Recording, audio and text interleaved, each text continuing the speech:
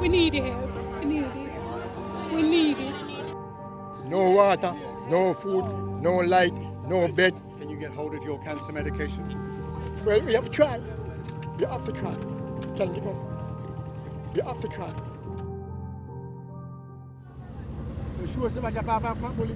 For those living in Jamaica's forgotten hill communities, there is no choice but to take a truck into the nearest town and search in the ruins and debris for supplies. We went to Black River to loot some food because we have nothing.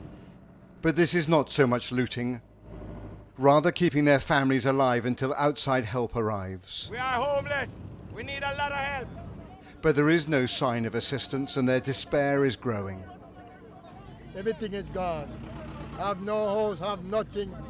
No food, nothing. Well, everything else, we have 60 homes and everything else. We join their journey back home. So like 56 homes.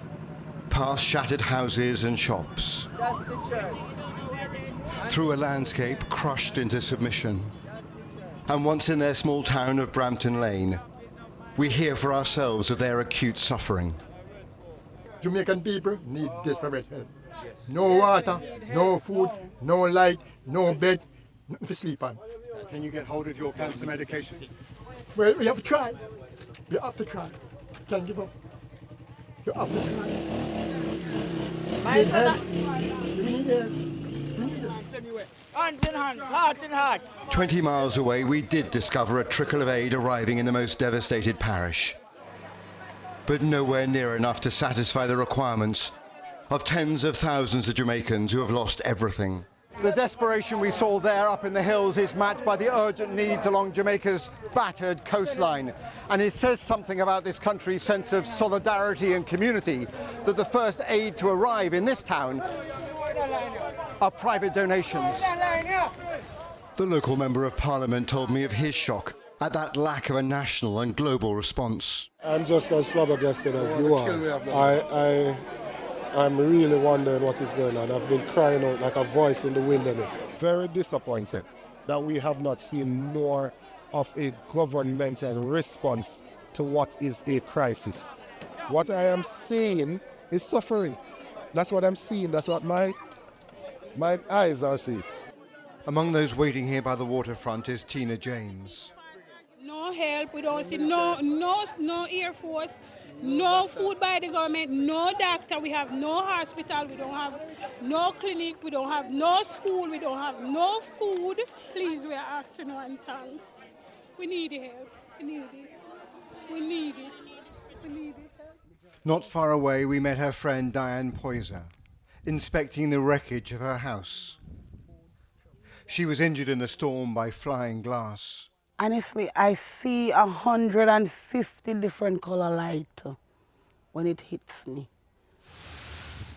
Her neighbour filmed the hurricane at its peak last week as it pummeled houses that stood no chance of resisting winds of this velocity. This is where my 4 kids were. Diane spent that night huddled here with her children, protected by bags of cement, thankful they emerged alive. Once there is life, there is hope. And I will always believe in that. I have life, so it's gonna take me a while to do what we have to do, but one day at a time. One day at a time. One day at a time. Around her now is the wreckage of her town. The scale of the destruction is still difficult to comprehend. The roof is blown off, but thank God we are still able to gather in his house. Amen?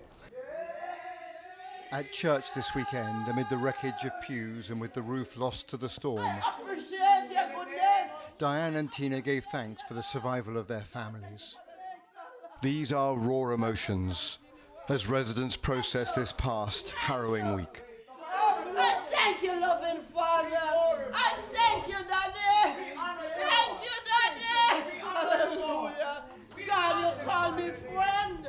And I love you. As we drove back through the sea of destruction,